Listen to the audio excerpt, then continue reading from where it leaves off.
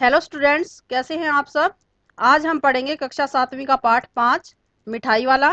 इसके लेखक हैं भगवती प्रसाद वाजपेयी जी।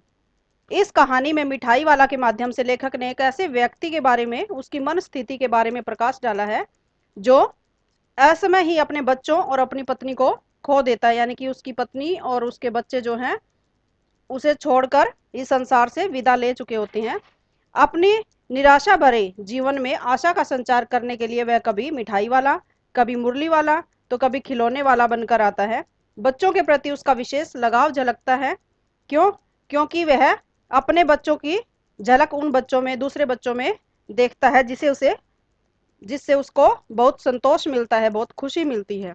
तो कहानी इस प्रकार है। मिठाई वाला बहुत ही मीठे स्वरों के साथ वह गलियों में घूमता हुआ कहता, बच्चों को बहलाने वाला, खिलौने वाला। इस अधूरे वाक्य को वह ऐसे विचित्र किंतु मादक मधुर ढंग से गा कर कहता कि सुनने वाला एक बार अस्थिर हो उठता। यानी कि वह गा गा कर ये कहता था जिसे सुनने वाले को बहुत अच्छा लगता। उसके स्नेह विभक्ति कंठ से फूटा हुआ गान सुनकर निकट के मकानों में हलचल मच जाती। छोटे छोटे बच्चों को अपनी गोद के लिए युवतियां चिकों को उठाकर छज्जों पर नीचे झांकने लगती। गलियों और उनके अंतर्व्यापी छोटे छोटे उद्यानों में खेलते और इठलाते हुए बच्चों का झुंड उसे घेर लेता। और तब वह खिलौने वाला वहीं बैठकर खिलौनों की पोटली खोल देता। यानी कि जब वह आवाज लगाता तो चारों साइड हलचल मच जाती। चारों साइड से बच्चे बाग बगीचों से, घरों से भाग भाग कर उसको आकर घेर लेते। बच्चे खिलौने देखकर पुलकित हो उठते, यानी कि खुश हो जाते। वे पैसे लाकर खिलौने का मोल भाव करने लगते। पूछते, इसका क्या दाम है, यानी कि इसका मोल क्या है। ओल इचका, यानी कि और इसका। ओल इचका, इचका यानी कि इसका। खिलौने वाला बच्चों को देखता और उनकी नन्ही नन्ही उंगलियों से पैसे ले लेता और बच्चों की इच्छा अनुसार उन्हें खिलौने दे देता।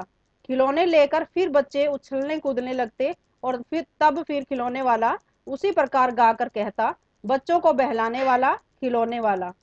सागर की लहर हिलोर की भांति उसका यह मादक गान गली भर के मकानों में इस ओर से उस ओर तक, यानी कि एक तरफ से दूसरी तरफ तक लहराता हुआ पहुंचता और खिलौने वाला आगे बढ़ जाता। यानी कि वह गाते गाते रास्ते में जाता और एक तरफ से दूसरी तरफ निकल जाता। राय विजय बहादुर के बच्चे भी एक दिन खिलौने लेकर घर आए। वे दो बच्चे थे, चुन्नू और मुन्नू। चुन्नू जब खिलौने लाया तो बोला, मेला घोला कैसा सुंदर है, यानी कि मेरा घोड़ा जो है वो कितना सुंदर है। मुन्नू बोला, ओल देखो मेरा कैसा सुंदर है। और तो कहता कि चुन्नू कह रहा कि मेरा सुंदर है और मुन्नू कह रहा कि मेरा घोड़ा अधिक सुंदर है। दोनों अपने हाथी घोड़े लेकर घर भर में उछलने लगे। इन बच्चों की माँ रोहिणी कुछ देर तक खड़े खड़े उनका खेल निरखती रही। अंत में दोनों बच्चों को बुलाकर उससे पूछा, अरे ये ओ चुन्नू मुन्नू, ये खिलौने तुमने कितने में लिए हैं। मुन्नू बोला, 2 पैसे में, यानी कि 2 पैसे में खिलौने वाला दे गया है। रोहिणी सोचने लगी, इतने सस्ते कैसे दे गया है, कैसे दे गया यह तो वही जाने, लेकिन दे तो गया ही है, इतना तो निश्चय है। यानी कि ये तो पक्का ही है कि इतने सस्ते वह दे गया है। एक जरा सी बात ठहरी, रोहिणी अपने काम में लग गई। फिर कभी उसे इस पर विचार करने की आवश्यकता भी भला क्यों पड़ती। 6 महीने बाद नगर भर में 2-4 दिनों में एक मुरली वाले के आने का समाचार फैल गया। लोग कहते हैं, भाई वाह, मुरली बजाने में वह एक ही उस्ताद है, यानी कि बहुत अच्छी मुरली बजाता है। मुरली बजाकर गाना सुनाकर वह मुरली बेचता भी है, सो भी 2-2 पैसे में, यानी कि 2-2 पैसे में मुरलियां बेचता है। भला इसमें उसे क्या मिलता होगा, मेहनत भी तो न आती होगी, यानी कि इतनी सस्ती देता है कि उसकी मेहनत भी पूरी नहीं होती होगी। एक व्यक्ति ने पूछ लिया, कैसा है वह मुरली वाला, मैंने तो उसे देखा नहीं। उत्तर मिला, उम्र तो उसकी अभी अधिक न होगी, यही 30-32 का होगा, दुबला पतला गोरा युवक है, बीकानेरी रंगीन साफा बांधता है। वही तो नहीं जो पहले खिलौने बेच रहा था। क्या वह पहले खिलौने भी बेचा करता था? हाँ, जो आकार प्रकार तुमने बतलाया उसी प्रकार का वह भी था। तो वही होगा, पर वही है वह एक उस्ताद। प्रतिदिन इसी प्रकार उस मुरली वाले की चर्चा होती। प्रतिदिन नगर की प्रत्येक गली में उसका मादक मृदुल स्वर सुनाई पड़ता, बच्चों को बहलाने वाला मुरली वाला। रोहिणी ने भी मुरली वाले का स्वर सुना। तुरंत ही उसे खिलौने वाले का स्मरण हो आया, यानी कि खिलौने वाले की याद आ गई। उसने मन ही मन कहा, खिलौने वाला भी इसी तरह गा गाकर खिलौने बेचा करता था। रोहिणी उठकर अपने पति विजय बाबू के पास गई। जरा उस मुरली वाले को बुलाओ तो चुन्नू मुन्नू के लिए ले लूं। क्या पता यह फिर इधर आए न आए। वे भी जान पड़ता है पार्क में खेलने निकल गए हैं। लगता है कि चुन्नू मुन्नू पार्क में चले गए हैं। विजय बाबू एक समाचार पत्र पढ़ रहे थे। उसी समय उनके लिए एक दरवाजे पर आकर मुरली वाले से बोले, क्यों भाई, किस तरह देते हो मुरली? यानी कि पूछा कि मुरली कितने में देते हो, कितने पैसों में देते हो? किसी की टोपी गली में गिर पड़ी, किसी का जूता पार्क में छूट गया और किसी की सौंतली सौंतली यानी कि पजामा ही ढीला होकर लटक आया। यानी कि बच्चों को कोई सुध नहीं थी कि वो कैसे आ रहे हैं। किसी की चप्पल पीछे रह गई तो किसी के पजामा ढीला होकर लटक गया। इस तरह दौड़ते हाँफते हुए बच्चों का झुंड आ पहुंचा। एक स्वर से सब बोल उठे, हम भी लेंदे मुरली और हम भी लेंदे मुरली, यानी कि हम भी मुरली लेंगे।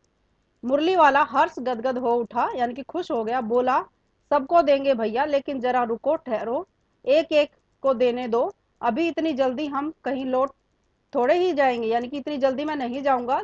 थोड़ा सब्र रखो, सबको मिल जाएगी। बेचने तो आए ही हैं, और है भी इस समय मेरे पास एक दो नहीं, पूरी 57। हाँ बाबू, बाबूजी, क्या पूछा था आपने? कितने में दी? दी तो वैसे 3-3 पैसे के हिसाब से हैं, पर आपको 2-2 पैसे में ही दे दूंगा।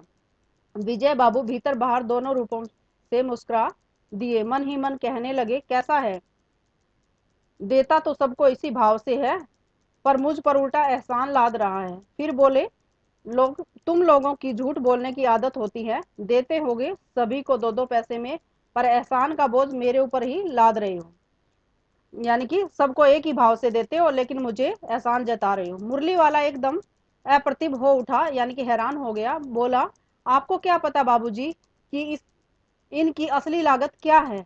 यह तो ग्राहकों का दस्तूर होता है कि दुकानदार चाहे हानि उठाकर चीज क्यों न बेचे, पर ग्राहक यही समझते हैं कि दुकानदार उन्हें लूट रहा है। आप भला काहे को विश्वास करेंगे, कि आप विश्वास क्यों करेंगे कि मुझे यह कितने मोल में पड़ती है और मैं कितने में सस्ते में देता हूँ? लेकिन सच पूछिए तो बाबूजी, असली दाम 2 ही पैसा है।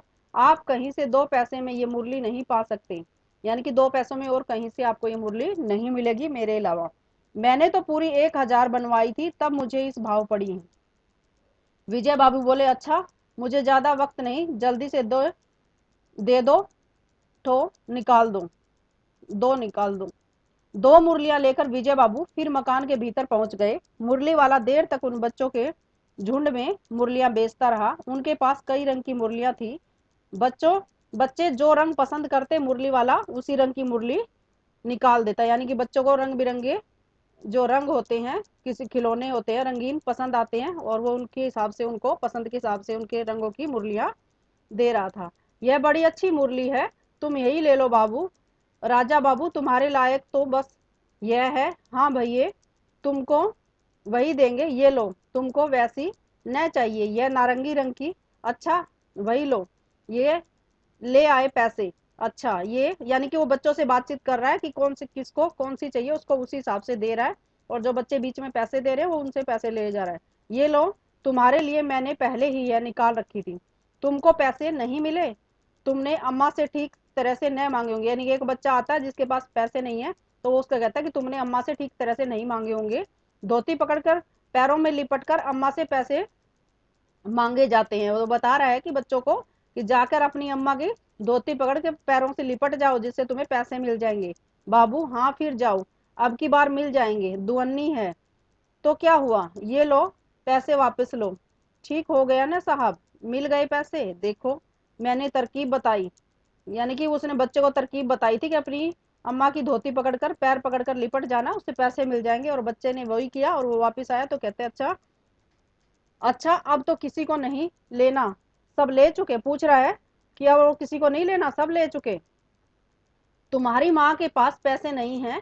अच्छा, तुम भी है, लो अच्छा, तो अब मैं चलता हूँ। यानी कि जिस बच्चे के पास पैसे नहीं थे, जिसकी माँ के पास पैसे नहीं थे, बच्चे ने बताया कि मेरी माँ के पास पैसे नहीं है, तो भी उसने फ्री में उसको मुरली दे दी। इस तरह मुरली वाला फिर आगे बढ़ गया। आज अपने मकान में बैठी हुई रोहिणी मुरली वाले की सारी बातें सुनती रही। आज भी उसे उसने अनुभव किया, बच्चों के साथ इतने प्यार से बातें करने वाला फेरी वाला पहले कभी नहीं आया। फिर वह सौदा भी कैसा सस्ता बेचता है, भला आदमी जान पड़ता है, यानी कि अच्छा आदमी है। उस समय की बात है, जो बेचारा इस तरह मारा मारा फिरता है, पेट जो न कराए सो थोड़ा, यानी कि अपने पेट के लिए, अपने पेट की भूख मिटाने के लिए ही सब करते हैं, बहुत अच्छा इंसान है। इसी तरह मुरली वाले का क्षीण स्वर दूसरी निकट की गली में से सुनाई पड़ा, बच्चों को बहलाने वाला मुरली वाला। रोहिणी इसे सुनकर मन ही मन कहने लगी, और स्वर कैसा मीठा है, यानी कि उसकी आवाज कितनी मधुर है। बहुत दिनों तक रोहिणी को मुरली वाले का मीठा स्वर और उनकी बच्चों के प्रति स्नेह शक्ति बातें याद आती रही। महीने के महीने आए और चले गए, फिर मुरली वाला न आया। धीरे धीरे उसकी स्मृति भी क्षीण हो गई, यानी कि उसकी यादें भी कम होने लगी। 8 माह बाद, यानी कि 8 महीने बाद, सर्दी के दिन थे। रोहिणी स्नान करके मकान की छत पर चढ़कर आजान भाऊ लंबित केश, यानी कि लंबे लंबे अपने बालों को सुखा रही थी। आजान बाहु तो घुटनों तक के इनके बाल थे, जो उनको सुखा रही थी। इस समय नीचे में गली में सुनाई पड़ा, बच्चों को बहलाने वाला मिठाई वाला, यानी कि अब वो क्या लेके आ गया था बच्चों के लिए, मिठाई लेके आ गया था। दादी बोली, 16 तो बहुत कम होते हैं, भला 25 तो देते। मिठाई वाला, नहीं नहीं दादी, अधिक नहीं दे सकता, इतना भी देता हूँ। यह अब मैं तुम्हें क्या, खैर मैं अधिक न दे सकूंगा, यानी कि वो मोल भाव कर रही है दादी उसके साथ कि सस्ता दे दो। रोहिणी दादी के पास ही थी, बोली, दादी फिर भी काफी सस्ता दे रहा है, 4 पैसे की ले लो, यह पैसे रहे। मिठाई वाला मिठाइयाँ गिनने लगा, तो 4 की दे दो, अच्छा 25 नहीं सही 20 ही दो। अरे हाँ, मैं बूढ़ी हुई, मोल भाव अब मुझे ज्यादा करना आता भी नहीं, यानी कि दादी कम भी करवा रही है और फिर ऊपर से कह भी रही है कि मैं बूढ़ी हूँ, मुझे मोल भाव करना नहीं आता। कहते हुए दादू दादी के पोपले मुंह से जरा सी मुस्कुराहट फूट पड़ी। पोपला मुंह, यानी कि उसके मुंह में दांत नहीं थे। रोहिणी ने दादी से कहा, दादी इससे पूछो, तुम इस शहर में और कभी भी आए थे या पहली बार आए हो? यहाँ के निवासी तो तुम हो नहीं, यानी कि तुम इस शहर में तो नहीं रहते हो, क्या तुम पहले भी कभी आए हो? दादी ने इस कथन को दोहराने की चेष्टा की ही थी कि मिठाई वाले ने उत्तर दिया, पहली बार नहीं और कई बार आ चुका हूँ, यानी कि मैं पहले भी कई बार आ चुका हूँ। रोहिणी चिक की आड़ से ही बोली, यानी कि पर्दे के पीछे से ही बोली, पहले यही मिठाई बेचते हुए आए थे या और कोई चीज, यानी कि पहले भी मिठाई बेचते थे या कुछ दूसरी चीज? मिठाई वाला हर्ष, संशय और विस्मय आदि भावों में डूब कर बोला, इससे पहले मुरलिया लेकर आया था और उससे पहले खिलौने लेकर। रोहिणी का अनुमान ठीक निकला। अब तो वह उससे और भी कुछ बातें पूछने के लिए अस्थिर हो उठी। वह बोली, इन व्यवसायों में भला तुम्हें क्या मिलता होगा, यानी कि ये जो काम तुम कर रहे हो, मिठाइयाँ बेचना, खिलौने बेचना, इनसे तुम्हारा क्या गुजारा होता होगा? वह बोला, मिलता भला क्या है, यही खाने भर को मिल जाता है, कभी नहीं भी मिलता, पर हाँ संतोष, धीरज और कभी कभी असीम सुख जरूर मिलता है, और यही मैं चाहता भी हूँ। वह कहता कि मुझे ज्यादा पैसे नहीं चाहिए, बस इतना ही चाहिए कि मैं अपना पेट भर सकूं। तो कैसे, वह भी बताओ। अब व्यर्थ उन बातों की क्यों चर्चा करूं, उन्हें आप जाने ही दो, उन बातों को सुनकर आपको दुख ही होगा, यानी कि और बातें मैं आपको क्या बताऊं, आपको दुख होगा, तो इसलिए उन बातों को छोड़ दो। जब इतना बताया तब और भी बता दो, मैं बहुत उत्सुक हूँ, तुम्हारा हर्जा न होगा, मिठाई मैं और भी ले लूंगी, यानी कि मिठाई तो मैं ले लूंगी, लेकिन तुम्हारे बारे में जानना चाहती हूँ और बता दो। अतिशय गंभीरता के साथ मिठाई वाले ने कहा, मैं भी अपने नगर का एक प्रतिष्ठित आदमी था, प्रतिष्ठित यानी कि अच्छा खाने कमाने वाला अच्छा व्यक्ति था। मकान, व्यवसाय, गाड़ी घोड़े, नौकर चाकर सभी कुछ था, स्त्री थी, छोटे छोटे 2 बच्चे भी थे। मेरा वह सोने का संसार था, यानी कि मेरा जो घर परिवार है बहुत अच्छा था। बाहर संपत्ति का वैभव था, भीतर सांसारिक सुख था, यानी कि धन संपत्ति या पारिवारिक सुख सब कुछ मेरे पास था। स्त्री सुंदर थी, मेरी प्राण थी, बच्चे ऐसे सुंदर थे जैसे सोने के सजीव खिलौने यानी कि मेरे बच्चे भी बहुत सुंदर थे। उनकी हठखेलियों के मारे घर में कोलाहल मचा रहता था, यानी कि घर में सारा दिन शोर शराबा मचा रहता था। समय की गति, विधाता की लीला, अब कोई नहीं है, यानी कि अब वो लोग नहीं रहे। दादी प्राण निकाले नहीं निकले, इसलिए अपने उन बच्चों की खोज में निकला हूँ। कहते कि उनके जाने के बाद मैं जिंदा रहा, लेकिन मुझे जीने की कोई लालसा नहीं रही, लेकिन फिर भी मैं उनको खोजने निकलता हूँ, यानी कि उनकी कमी को पूरा करने की कोशिश करता हूँ। वे सब अंत में होंगे तो यही कहीं, आखिर कहीं न जन्मे ही होंगे, यानी कि कहते हैं कि मेरे घर से चले गए हैं तो उन्होंने कहीं तो जन्म लिया होगा, और इसीलिए मैं घूमता फिरता हूँ। इस तरह रहता, घुल घुल कर मरता, इस तरह सुख संतोष के साथ मरूंगा। इस तरह के जीवन में कभी कभी अपने उन बच्चों की एक झलक सी मिल जाती है, यानी कि मैं बच्चों के साथ खिलौने वगैरह बेचता हूँ, तो ये बच्चों की खुशी देखकर मुझे ऐसा लगता है कि मेरे ही बच्चे हैं और मुझे थोड़ी सी खुशी मिल जाती है। ऐसा जान पड़ता है जैसे वे इन्हीं में उछल कूद कर हंस खेल रही हैं। पैसों की कमी थोड़े ही है, आपकी दया से पैसे तो काफी हैं, जो नहीं है इस तरह उसी को पा लेता हूँ, यानी कि मेरे पास पैसों की कमी नहीं है, लेकिन क्या है, बच्चे नहीं हैं, बच्चों की खुशियां नहीं हैं। रोहिणी ने अब मिठाई वाले की ओर देखा, उसकी आंखें आंसुओं से तर थी, यानी कि उसकी आंखें भर आई थी। इसी तरह चुन्नू मुन्नू आ गए, रोहिणी से लिपटकर उनका आंचल पकड़कर बोले, अम्मा मिठाई, यानी कि वो मिठाई मांगने लगे। मुझसे लो, यह कहकर तत्काल कागज की 2 पुड़िया मिठाइयों से भरी मिठाई वाले ने चुन्नू और मुन्नू को दे दी। रोहिणी ने भीतर से पैसे फेंक दिए। मिठाई वाले ने पेटी उठाई और कहा, अब इस बार ये पैसे न लूंगा। दादी बोली, अरे अरे, न न, अपने पैसे लिए जा, यानी कि ऐसा नहीं होगा कि हम फ्री में मिठाई ले लें, अपने पैसे ले जा। तब तक आगे फिर सुनाई पड़ा उसी प्रकार का मादक मृदुल स्वर में बच्चों को बहलाने वाला मिठाई वाला। तो ये थी आपकी आज की कहानी। उम्मीद करती हूँ कि आप बच्चों को समझ आई होगी। और इसके बाद है आपके प्रश्न उत्तर। तो पहला प्रश्न है, मिठाई वाला अलग अलग चीजें लेकर क्यों बेचता था और वह महीनों बाद क्यों आता था? उत्तर है, प्रस्तुत कहानी में लेखक ने स्पष्ट किया है कि कभी मिठाई वाला भी अत्यंत प्रतिष्ठित व्यक्ति था, परंतु दुर्भाग्यवश उसका परिवार उससे छिन गया। अब वह कभी मिठाई वाला, कभी बांसुरी वाला, तो कभी खिलौने वाला बनकर बच्चों में अपना ममत्व का भाव, वह अपनी संवेदनाएं उड़ेलता है और आत्म संतुष्टि प्राप्त करता है। उसे लगता है कि मानो वह अपने ही बच्चों के समीप है, अतः वह अलग अलग चीजें बेचता है। वह अपने जीवन के इस कड़वे सत्य से उबरने के लिए महीनों बाद आता है, यानी कि अपने दुख भुलाने के लिए वो बार बार आता है। प्रश्न नंबर 2 है, मिठाई वाले में ऐसे कौन से गुण थे जिसकी वजह से बच्चे तो बच्चे, बड़े भी उसकी ओर खिंचे चले आते थे? उत्तर है, मिठाई वाला अत्यंत स्नेहहीन प्रवृत्ति का व्यक्ति था, यानी कि बच्चों से प्रेम करने वाला था। अत्यंत विनम्र, शिष्ट व सभ्य व्यवहार का था। वह अन्यों से कम दामों पर अत्यंत मधुर वाणी में स्नेह से परिपूर्ण व्यवहार से ही बच्चों को ही नहीं, बड़ों को भी आकर्षित करता था, यानी कि वह इतने प्यार से बोलता था कि बच्चे तो बच्चे, बड़े भी उसकी ओर खींचे चले आते हैं। प्रश्न नंबर 3 है, विजय बाबू एक ग्राहक थे और मुरली वाला एक विक्रेता। दोनों अपने अपने पक्ष के समर्थन में क्या तर्क पेश करते हैं? विजय बाबू मुरली वाले से भाव व कीमत की बातें करते हुए एक असंतुष्ट ग्राहक की भांति कहते हैं कि कीमत उतनी ही लगाकर भी तुम मुझ पर एहसान लाद रहे हो। मुरली वाले को भी अत्यंत आश्चर्य होता है कि भले ही दुकानदार कितनी ही हानि उठाकर कम कीमत पर सामान क्यों न बेच दे, परंतु ग्राहक को हमेशा यही लगता है कि दुकानदार उसे लूट कर उस पर अत्याचार कर रहा है। प्रश्न नंबर 4 है, खिलौने वाले के आने पर बच्चों की क्या प्रतिक्रिया होती थी, यानी कि बच्चे क्या करने लगते थे? खिलौने वाले की मधुर वाणी सुनते ही बच्चों में हलचल मच जाती। वे पार्क से झुंड बनाकर भागते हुए, किसी की चप्पल छूट जाती तो किसी की पैंट ढीली होकर गिरने लगती। समीप पहुंचकर वे खिलौने के दाम तय करने लगते और खिलौने देखकर उन्हें पा लेने के लिए मचल उठते थे। प्रश्न नंबर 5 है, रोहिणी को मुरली वाले के स्वर में खिलौने वाले का स्मरण क्यों हो आया?